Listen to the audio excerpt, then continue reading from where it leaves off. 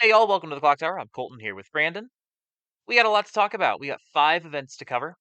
We have 5 announced releases to cover, a whole new set of events, as well as the update to the restriction list. And we're going to start, as we always do, with the results from the most recent set of tournaments. And Brandon, Yeah, I don't know what was in the water in Texas. I can tell you what was Konosuba. Axis Colt Konosuba on the second place team. OG Union Megamine Konosuba. Like the old Union and Megamine Mm-hmm. Konosuba. Bunny Girl Union. Bunny Girl Union into just Megamine with Detonative Name, with the Burn 5, with the Fumio. This is a great advertisement for Re-Edit. If Bushiroad wanted people to get excited about Re-Edit coming out if they weren't already, like seeing this list walk in from 2018 and top is pretty sweet. But this Axis Cult list, I have so much respect for this. I don't know who did this. Whoever you are, this is awesome. Because it's just the Axis Cult list. Like, it's 2 copies of Foreclosure, 4 copies of Finisher, 4 copies of Level 1 Combo, 3 copies of Level 0 Aqua, 4 copies of the 3-0 Axis Church event, and then it's just 25 copies or so of some kind of, 25 copies of Axis Church cult members. I don't know if it got carried. I don't know if it carried. I'm choosing to believe it carried. But for this to make it to the final of a very large event, this is a 41 team event. This is not a small event, right? This isn't haha, we can laugh it off because there were 7 teams here. No, this was a big event. This deck had to do something. Like, we talk about how you can theoretically go 0-6 and get carried, but that did not happen here. Like, that almost certainly did not happen here. Unless it did. If it did, that is almost funnier. But in any case, that's the headline from Texas. That's the headline I care about from Texas. The other headline is that Bang Dream is legitimately good. Like, we expected Bang Dream was going to be good. Brandon and I, we've been talking about Bang Dream as though it's one of the best decks in the meta, and it is. 1, 2, 3, 4 Bang Dream lists topping, all of them on the Oblivionist combo, 3 of them playing the Dolores. And that is the most common way to play it, the bar Oblivionist level 1 into the Dolores salvage level 3. Although we did also see a top from the Tamori top end. There's still a little bit of solving that I think Bang Dream is going to be going through, right? It's still early days. Every deck does that, right? Even the stuff that is good, everyone's kind of like, okay, but how can we make it better? But the Tamori Pants combo also uh, quite powerful in and of itself. Also adds some soul triggers to a deck that doesn't run a lot of soul triggers. Yeah, I think that's going to be the biggest weakness of that deck is not running a lot of soul triggers. But Yeah, and that's where like you need to loop the level 1. And that's, I think, part of the reason why everyone's on the Oblivionist is because it's like, oh, we can just loop this. Like, it's a bar combo. You always loop bar combo. That's what bar combo exists to do, is loop. So, I dig it, honestly. Like, does it only run 12 triggers? No, actually. That's the pants list. The salvage list runs 9. But if you can slam bar over and over again, you're fine. You'll do enough damage over the course of the game. That's a more consistent way of getting your hits anyway. So, yeah, I mean, Bang Dream's just good. Like, Dolores is basically slightly different Ilalu, which I think is kind of funny because it's just that cancel burn equal to soul, but it doesn't have that 3 soul base. But it also gets to pass it on if the cancel burn doesn't happen. So if it sticks the damage, then it can just stack those cancel burns onto something else, which is pretty fun. But yeah, I mean, obviously it's a great list. It's a great list. It's got its own issues for sure, but it's a good list. Rest of top 8 in Texas, Slime on all 3 of the top 3 teams. Still playing Mirren, 2 of them on standby, 1 of them on the Rimuru level 1. Couple of SDSs, plenty of Nikkei as well. 4 different Nikkeis, all on the Modernia into Biscuit.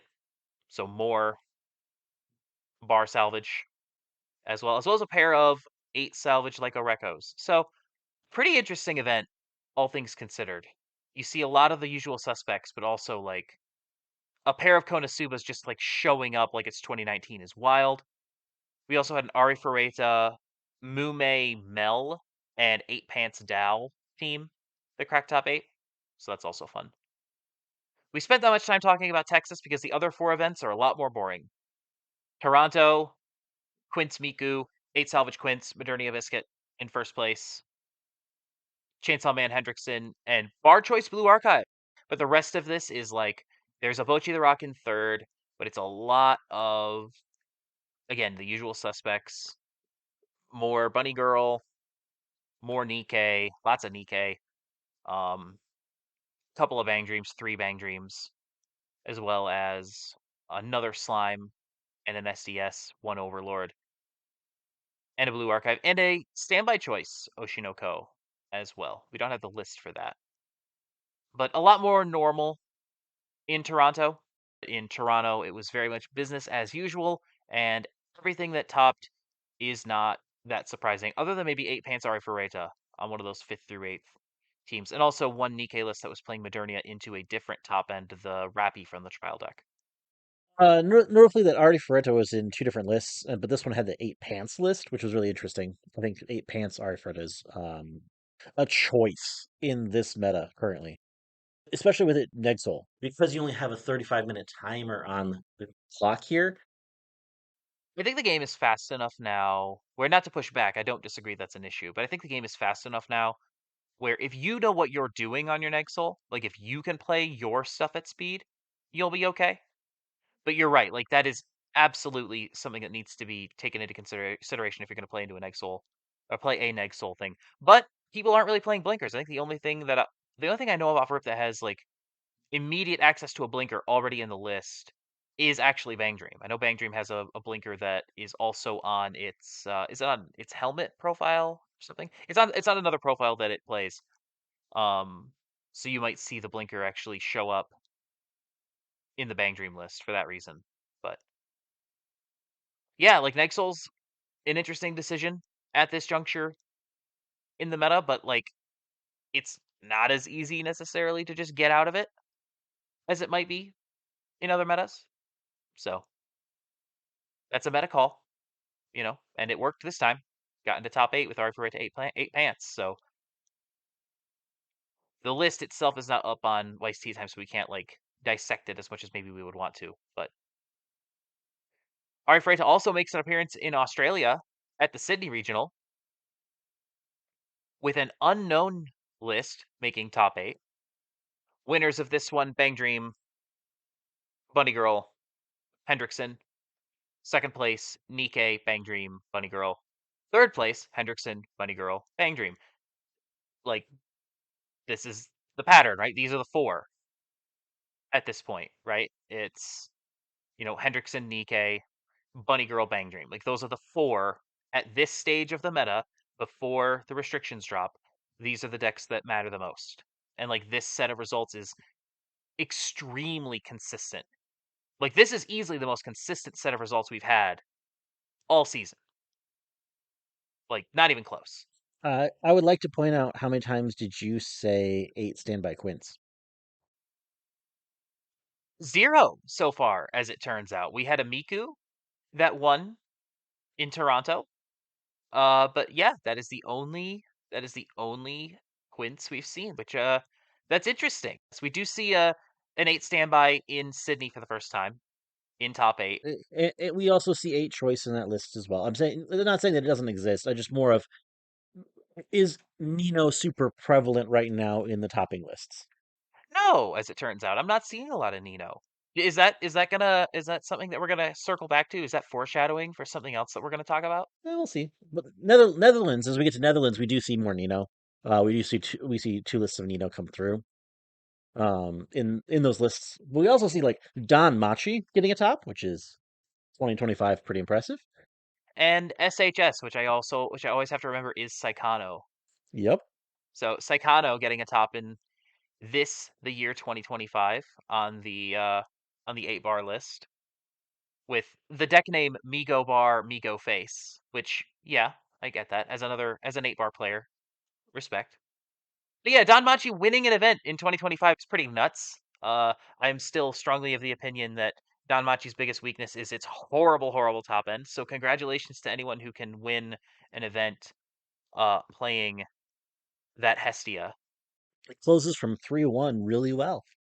It does close from 3-1 extremely well. It's very good at closing your opponent after they fail to close you after you failed to close them already. Also, 8 Pants Spy Family, which is very easy to overlook because SPY looks a lot like SBY, so it can be easy to skip over the spy lists. But there are actually two of them. Or 5HY. Yeah, dude, like 5HY, SBY, SPY. Well, it's probably fine if you use, but I think just depending on what font you use, how similar those can be. It's similar enough that it throws me off. I'm not going to pretend that it doesn't. I'm sure. Well, it's also one of the reasons why, if you listen very closely, you'll hear me hesitate when I go to say Bunny Girl because I have to think about it for that extra half second. Okay, is that Quince or is that Bunny Girl? But yeah, Netherlands kind of a fun event. Like to see a Venus Link get a top. Lots of Nikkei in there as well. So it looks like 5 Nikkeis, including a pair of Dorothy's. So Dorothy, a finisher that I think probably would be showing up in these lists a lot more if it was in a different set. If you took the Dorothy deck and had it under a different set code and you could play it alongside Modernia, I think you'd be seeing a lot more Dorothy because it's definitely quite good. One more from the weekend, Manila. Manila, another one that has some different results in it. 28 teams. The Bang Dream salvage bar list, top 3 teams. Couple of 8 salvage bunny girls. So a Nino, Modernia Biscuit, Hendrickson, and another Blue Archive. That's Blue Archive's first win of the season, I believe. So Blue Archive hanging out. It's present. And 28 teams is not that small of an event. Like, if you're going to an event, you have to at least know what Blue Archive does. Like, it's definitely there. Like, I am not going to pretend that I've rated it very highly all season, but you have to at least know how to play against it because it's going to be there even as you maybe get further into these events. Probably the most interesting thing, or at least the thing that immediately captures my attention, is the standby bar sword art list. We don't have a list for it, but one would imagine that you're playing Mother's Rosario, the level 1 and the level 3 combos with um some kind of, maybe it's the Silica standby. Oh, it maybe I suspect it might just be empty standby. Empty standby is not terrible here.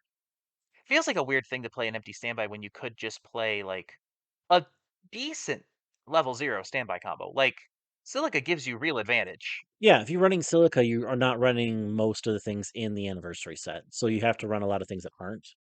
You're switching your deck from the anniversary trait to other things. You're playing around trait restriction at that point.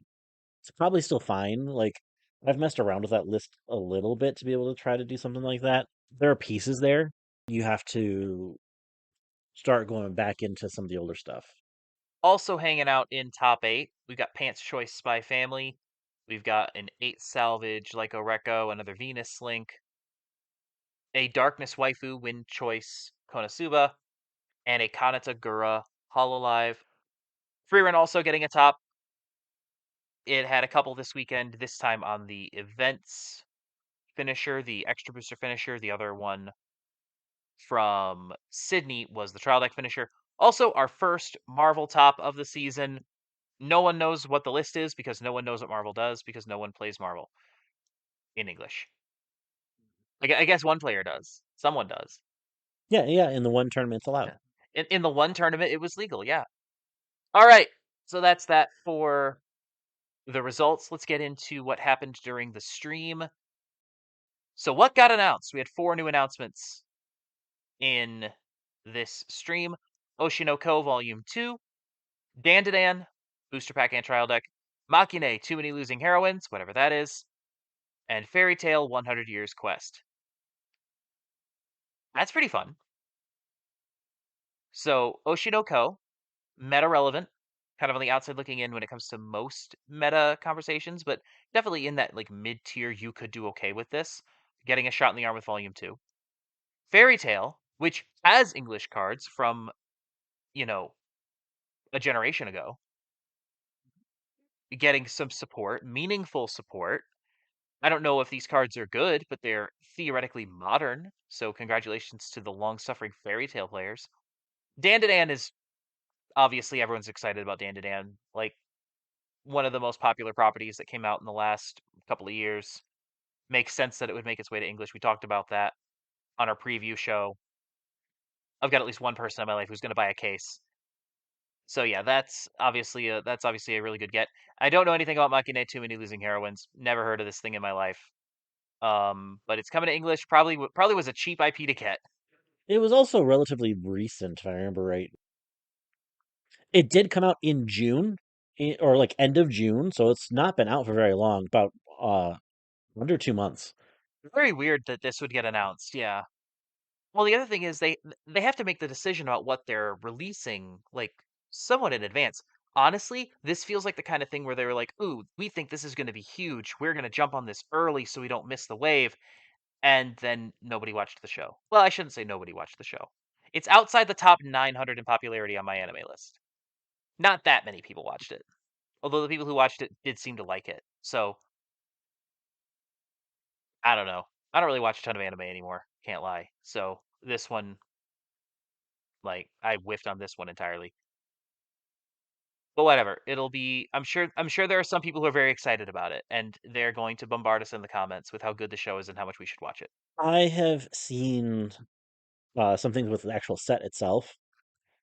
So like the set itself seemed interesting, so it'll be interesting to see what it looks like when it comes through. Yeah, and we'll talk about that more when we get a little bit closer to its actual release date, which we do not have. The only one of the new sets to have a release date is Dandadan on January 30th of 2026, meaning that we only have 6 titles with English release dates. Gun Gale, Marvel, the Konosuba re-edit, which is not technically a reprint, but is functionally a reprint. Girls Band Cry was on the schedule for September 5th. It just got pushed back indefinitely. Yep. That's weird. That's super weird. On date of recording, they put out the link to go with it to say, "Hey, here's the follow-up for it," and the link's a dead link, which is even more weird. Yeah, don't love that. If I was a Girls Band Cry fan who was excited about opening Girls Band Cry in a couple of weeks, I would be upset and worried. They said production errors. Oh, that soothes a lot of my fears then. It sounds like they just like messed up the translation on a bunch of cards and have to reprint a whole bunch of things. Worth noting on the website, when it talks about release schedule, they put out a little announcement on the 19th about the titles coming into English and then a release schedule coming soon. They have it in a very specific order for the release schedule coming soon. They have Oshinoko, the Makine, the Eminence and Shadow, then Fairy Tale, then Fujimi Bunko. Because of how they're mixed together from the two different announcement streams, it feels like that may be the order going forward in regards to releases. Yeah, they tend to do this. Like if they put them in an order on the release schedule, that tends to be the order that they're being released in. So it looks like we may not get Eminence and Shadow until significantly later than maybe previously expected. Yeah, I was fully expecting Eminence and Shadow in December. They talked about it actually being in December, according to one of their write-ups.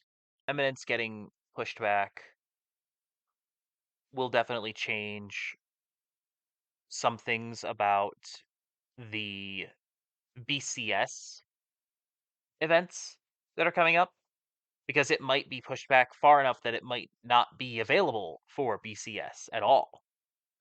So we don't know that. And the reason that that is a particularly interesting thing is because we don't know what's in the set, right? We don't know if this is a top tier set or absolutely nothing. We have no idea.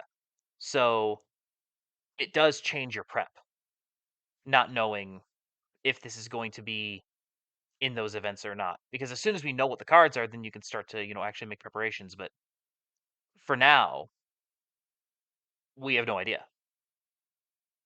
So we'll see what happens with that. I assume that we'll get some dates in the next couple of months for some of these, maybe.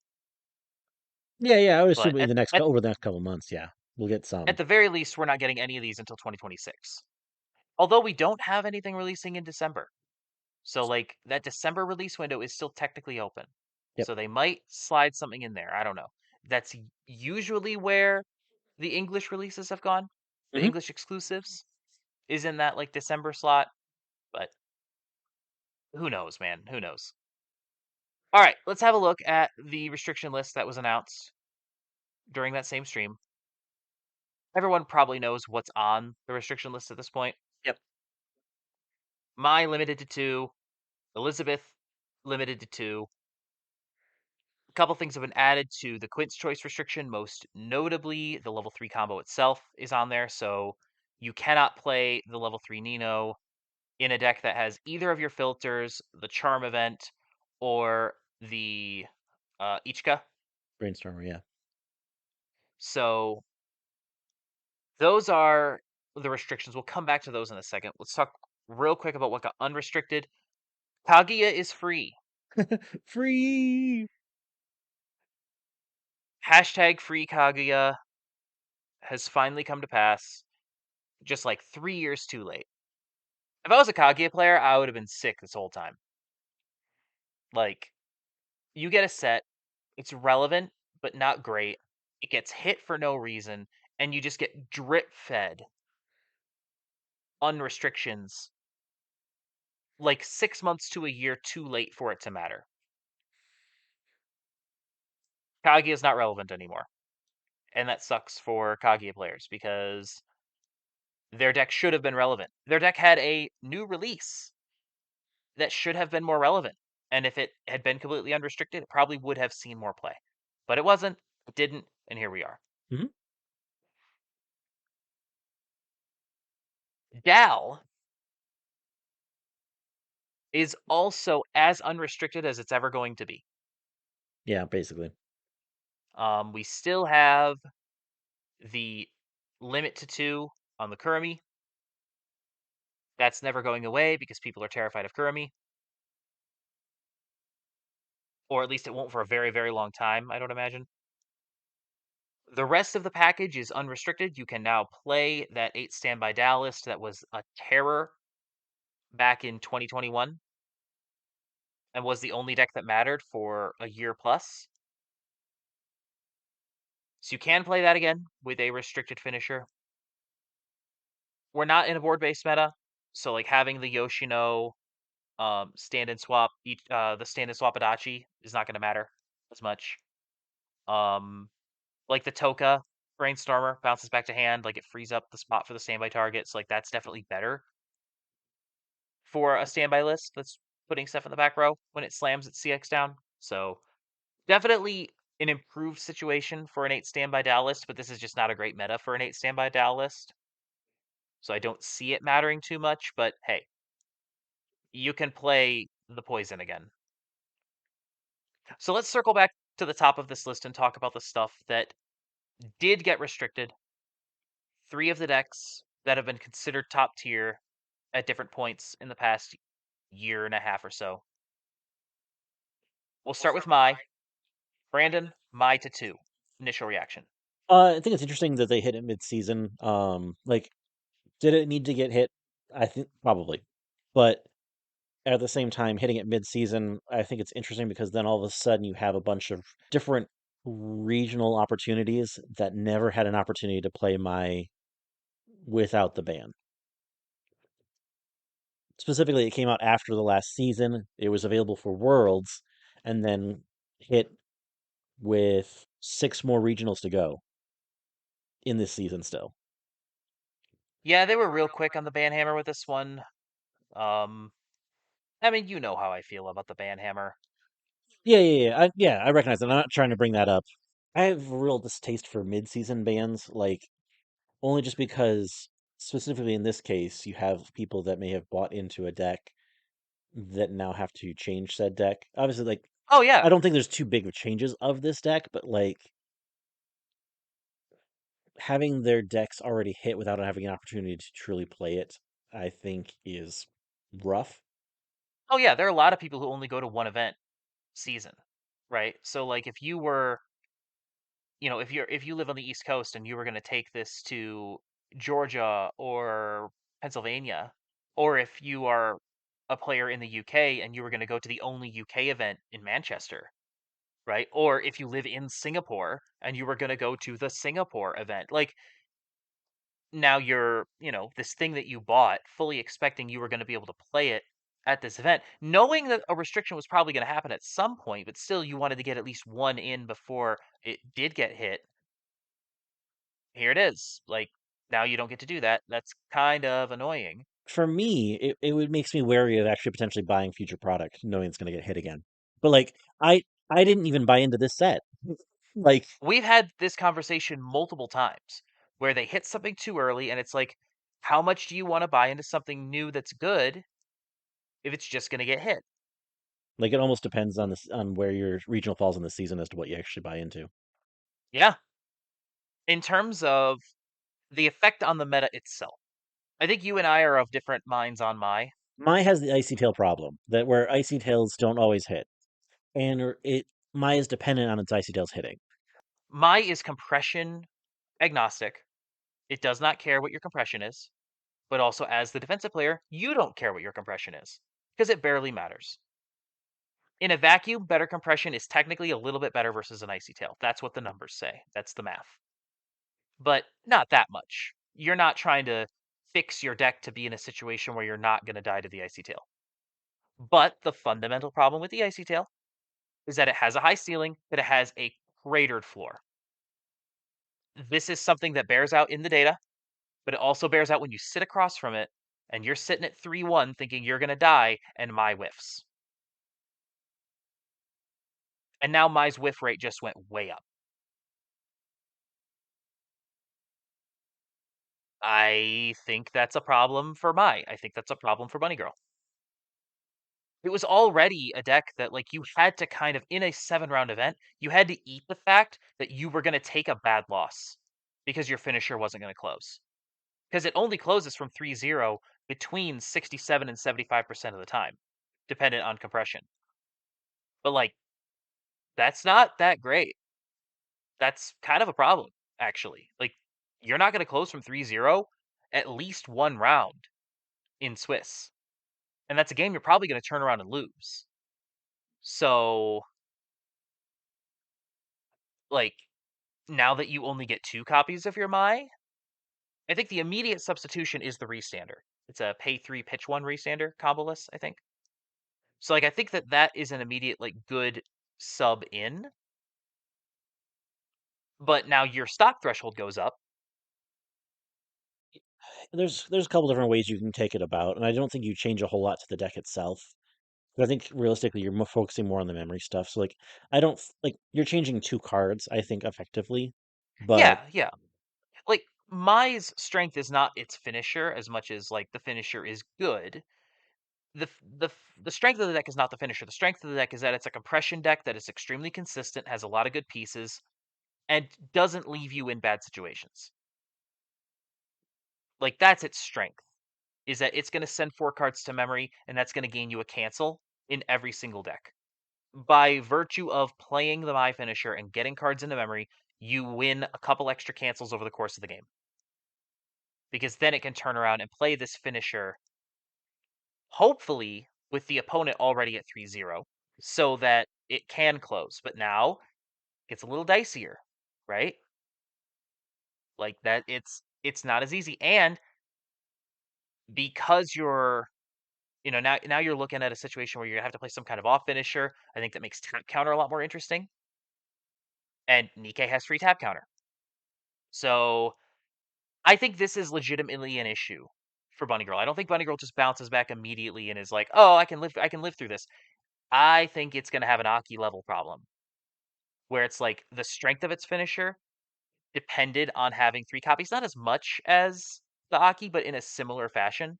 It depends on having the third to push what it needs.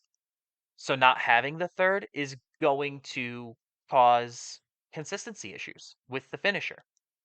A finisher that already had the Icy Tail finisher consistency problem.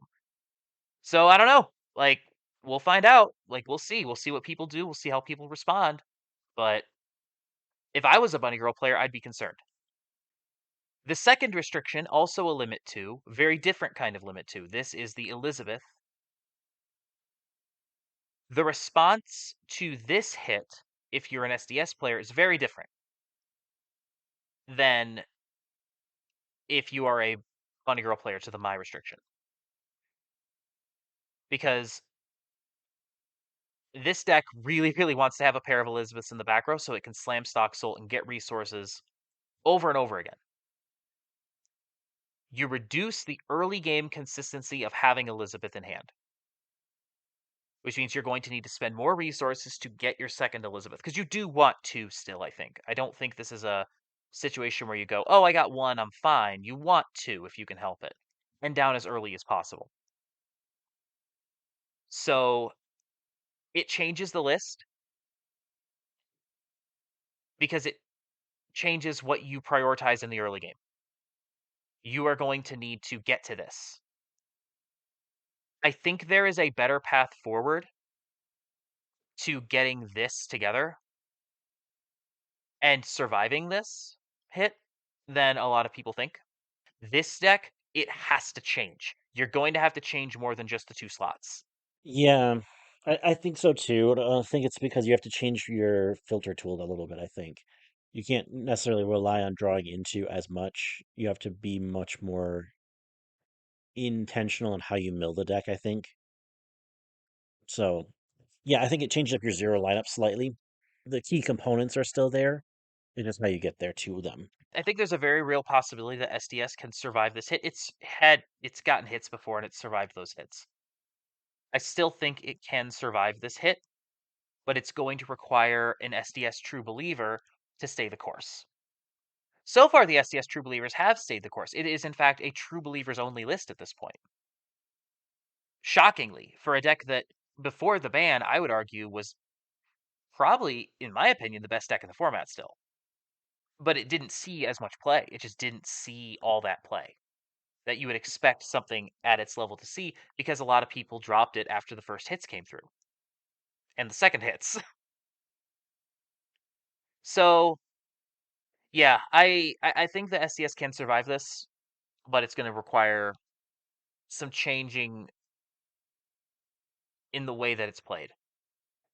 So let's talk about the weirdest hit. Quince has the level 3 finisher added to its restriction list. The restriction list in Quince was already the filter, the Ichika Brainstormer, and the Charm anti-damage event. That restricted all of the lists, right? Like anything that was in red now had to make some choices, right? Now, the 8 standby list specifically is tasked with making these choices. Like, because you can't play any of these 3 cards with your 8 standby list. 8 standby is now on its own without access to 2 of its best filters and its best defensive tool. And Nino's been dropping off anyway. Like, we just read through all those results and there wasn't a lot of Nino in there. Like, is this it? Like, is this it? Is Nino? Are we moving off of Nino and onto other things in the Quint set now? Especially because all 4 of the other Quints have good playable decks at this stage, and this hit doesn't touch them at all. I mean, that's a great question. Like, I think you can still technically play Nino, but with the amount of hate Nino's getting, I think it might be easier to move off of. And I think that ease might be a something we see happen better. Is there a reason to play Nino now over the newly unrestricted data live? I ask that question knowing what your answer is going to be because it is the obvious correct answer. But like the differences between the two are not as big as they were a few days ago.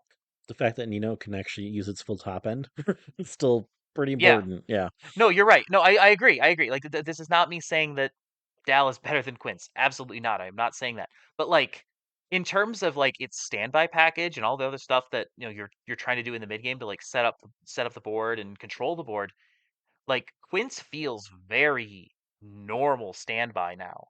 It does not feel like it has that special Quince bonus sure. that it's had for so long. Like it just keeps getting ticked down. In a meta where standby is not like this is not a standby friendly meta either.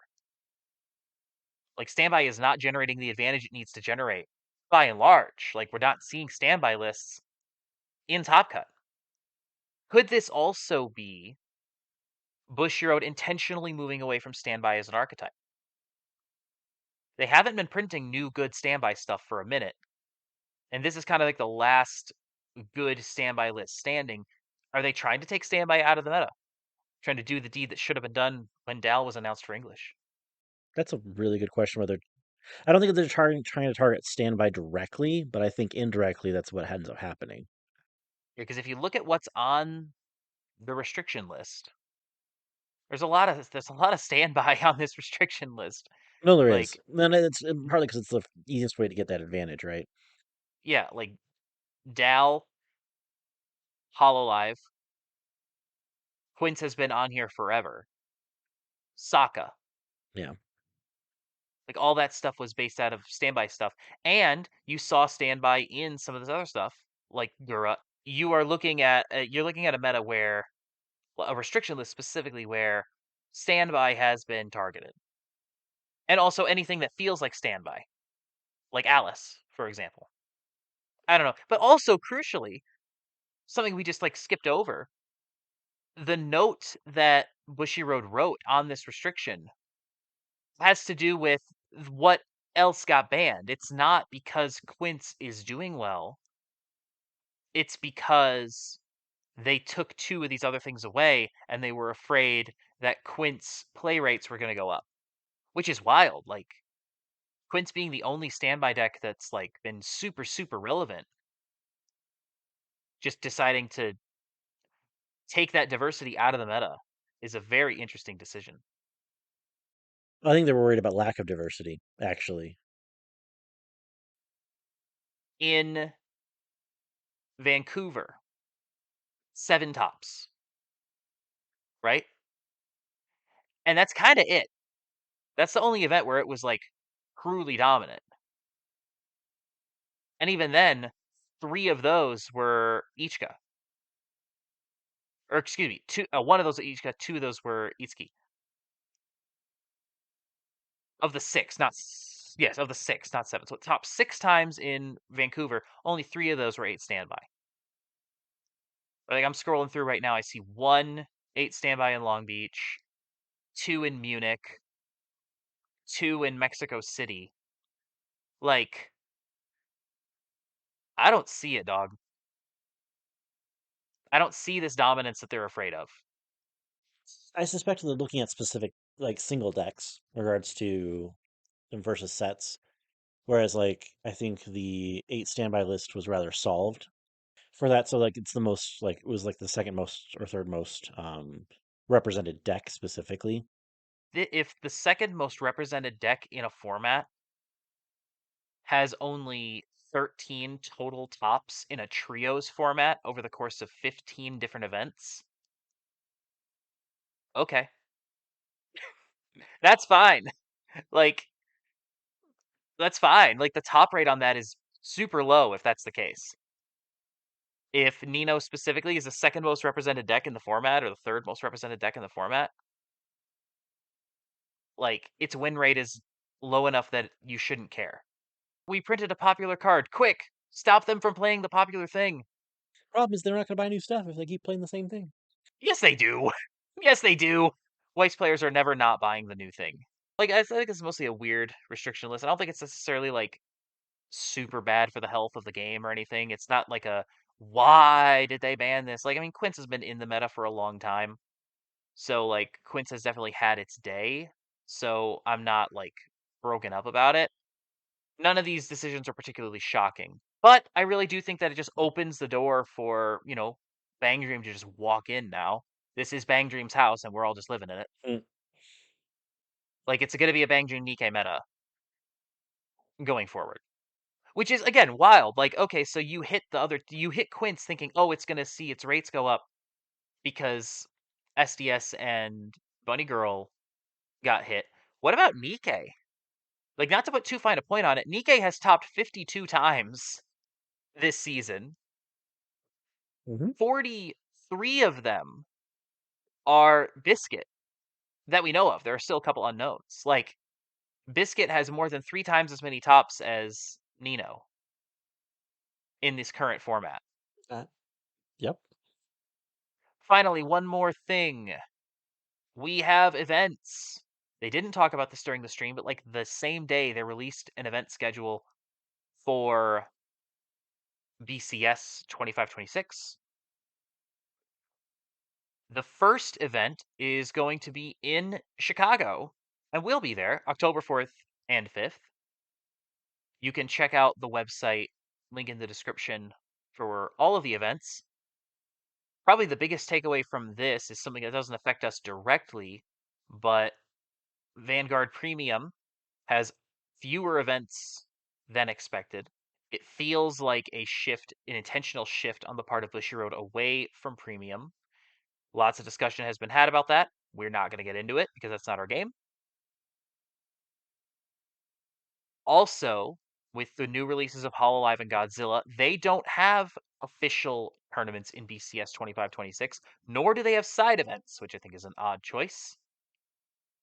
Not a lot of announcements for those games either. Oh, for Hololive, there was obviously the announcement of Set 2 coming in October. No announcements for Godzilla in that stream, which I think is an immediate yellow flag as to where that game is headed. Nowhere fast. They are very quiet about Godzilla, which, I mean, again, Bushiroad has struggled to maintain 3 card games. I don't know how they think they're going to maintain 5, but here we go. In the English market specifically. Yeah, yeah. But yeah, so check the website for where your regional qualifier is going to be. Should be the same as always. No buy cards this time. We talked about that before.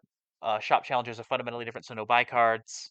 But most events still top 3 get the invite to Worlds. But obviously some events are going to be a little bit different. Check your specific event. But I think that's it for us.